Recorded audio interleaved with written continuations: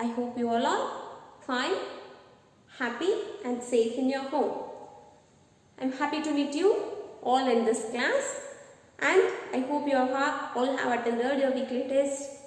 I really appreciate all those who are attending, and due to some reason some are not able to attend. In coming days you try to write the tests in time. And we are learning about the chapter matter. In matter we have learned about the states of matter, the properties of states of matter, and about the Brownian motion, interparticle force, interparticular space, diffusion, and in the last class we have learned about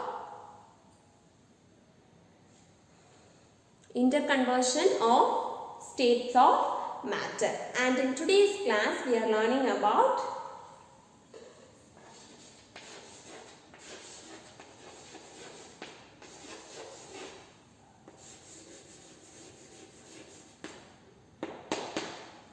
effect of heat on states of matter. Consider any state of matter, solid, liquid, gas. When you apply heat or when you increase or decrease the heat, what happens? That is this heading. What happens? Effect of heat on states of matter. Example, I'll say, take water, just boil this, apply some heat. What happens to this water? Started evaporating and it is liquid is changed from liquid state to gaseous state. Now, take another one example. Take some vegetables, cut it, then apply heat. What happens? It will cook. Cooking of vegetables is a chemical change, right? So here this water is just changing from liquid state to gaseous state. The chemical properties of the substance will not vary. But see, in cooking, brinjal may be in solid state, but when it is cooked, it is changing its chemical properties also. So, when we apply heat, what are the things happening means,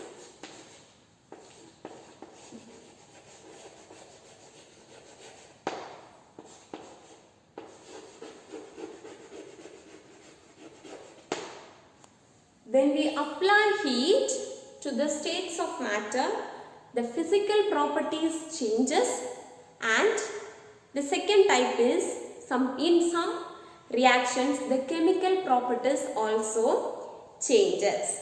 So listen, when you apply heat on the states of matter, there are two things happening. One is the physical properties changing, and the next one is the chemical properties are changed. Clear? And when you consider this physical properties, we can say two things.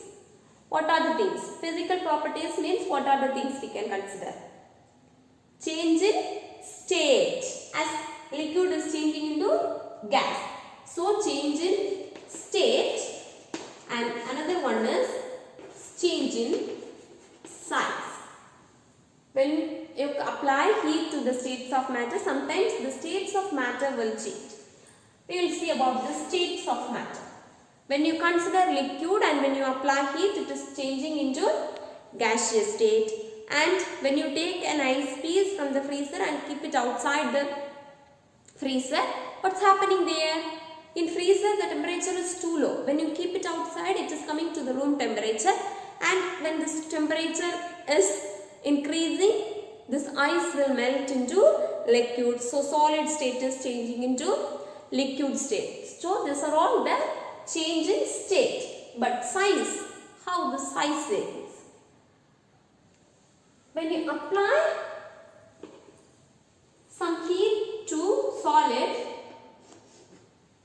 not much changes, small changes. changes. That is, when you apply heat, the particles present in this solid, it is very tightly packed, right?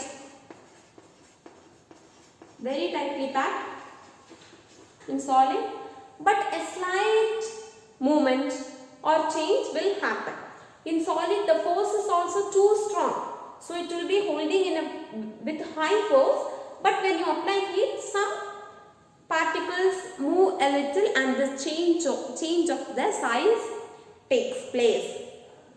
So, listen, the physical changes occurring when you apply heat to the states of matter can be studied in two types, that is change in states of matter and change in the size.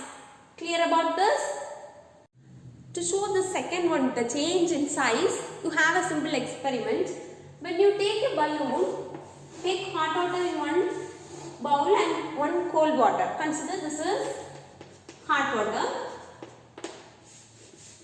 This is cold water. Here it is hot, so the temperature is high. It is heated, but the temperature is low. So here the process is increase in temperature. And there is a metal bottle. The mouth of this bottle is fixed with a balloon.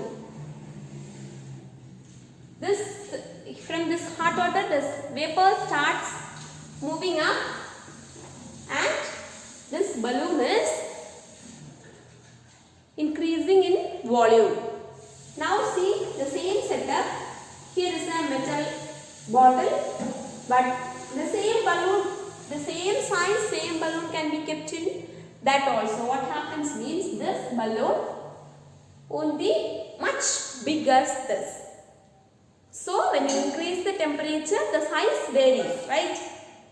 This is just an experimental setup to show that when you apply heat, the size varies. That comes under change in physical changes. And about chemical changes. Can you guess any example for chemical changes?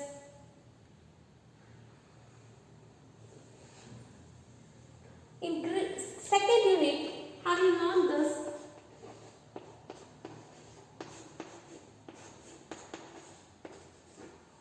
When you heat iron and sulfur, you get iron sulfide. Can you remember this? When you heat iron and sulfur, you get iron sulfide, a new compound. The chemical properties of this iron and sulfur is not same as this iron sulfide. The chemical properties changes. When the chemical properties changes, automatically it is a chemical change. But what's happening there? Just we are applying heat. You take iron, you take sulfur, just applying heat. So this example comes for chemical changes. When you apply heat to some substances, chemical changes also. The chemical properties also varies. And one more example we can see. The example for this chemical changes, consider a candle.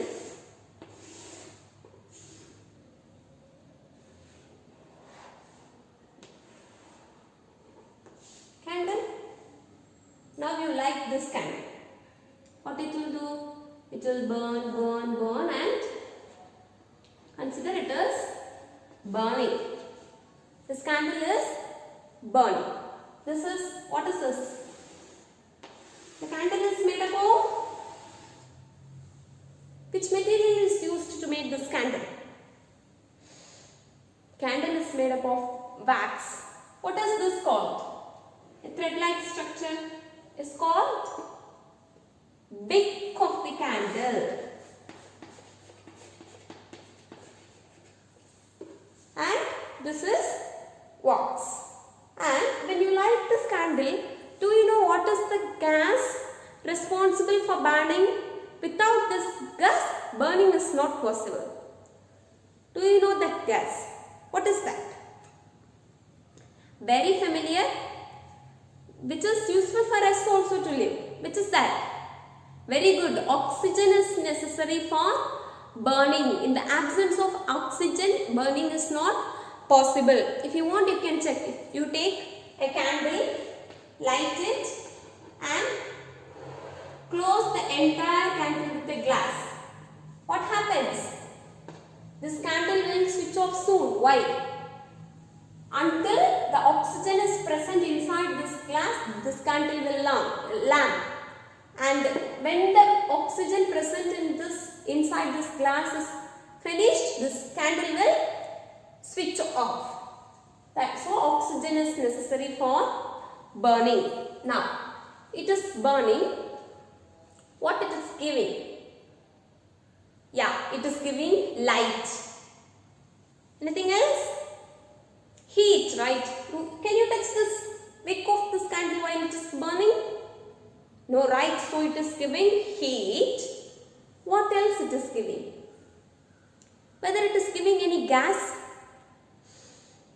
Yeah, it is giving out carbon dioxide. And when this candle burns, some oxygen or water is also given, right?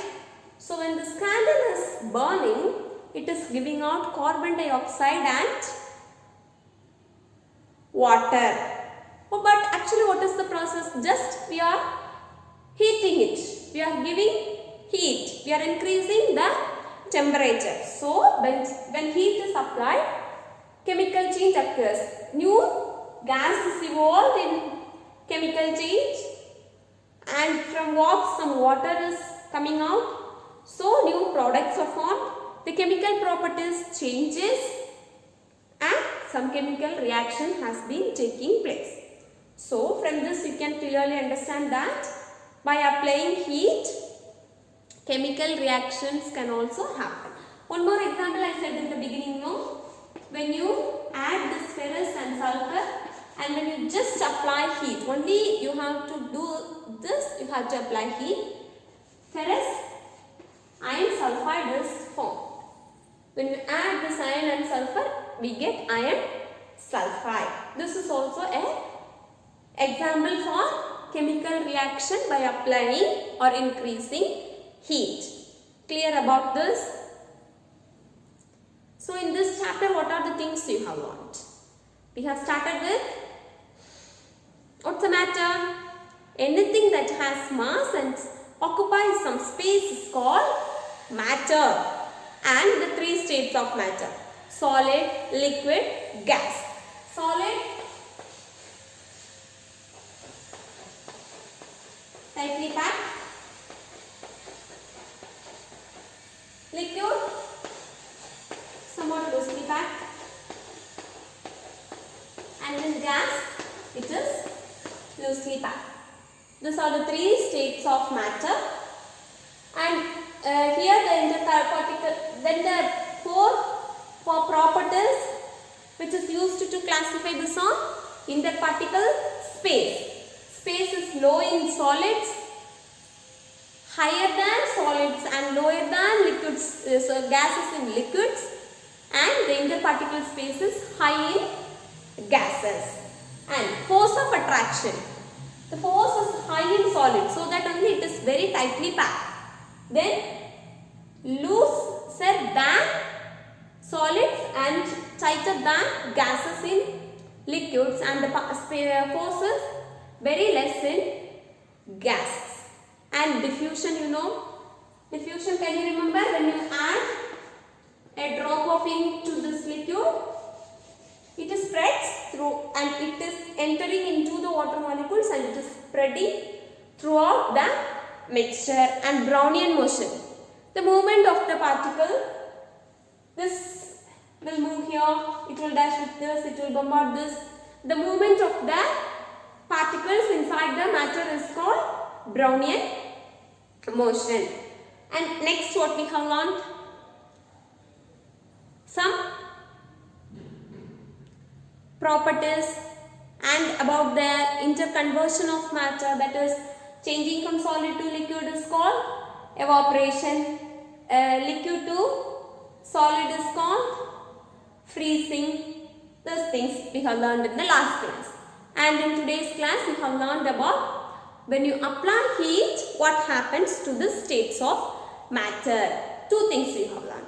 When you apply heat, physical properties changes and in some cases chemical properties also changes. When you consider these physical properties, we can say two physical properties, the size and the states. The first one is states, liquid from liquid to solid, solid to liquid, solid to gas. So when you apply this heat, states of matter changes. And the second one is when you apply heat, the size of the matter changes. Then the last one is chemical changes. When you apply heat, some chemical changes occurs in some cases. For example, when you burn candle, carbon dioxide is evolved, water is given, so new products are formed. Some chemical changes has been taken place and some chemical reaction occurs. So physical and chemical reaction takes place when you apply heat, or both, we can increase or decrease heat. The temperature should play a role in that. This is all about matter. We have completed the chapter matter. That is your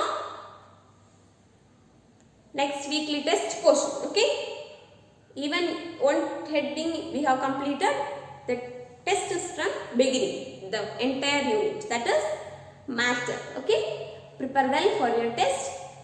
And read your book. Every day I request you all to read your book. Only if you read your book, you can gather many information and you can remember things. In the next class, we can start with the next unit. Read your book, prepare well and write your weekly test. Thank you, students.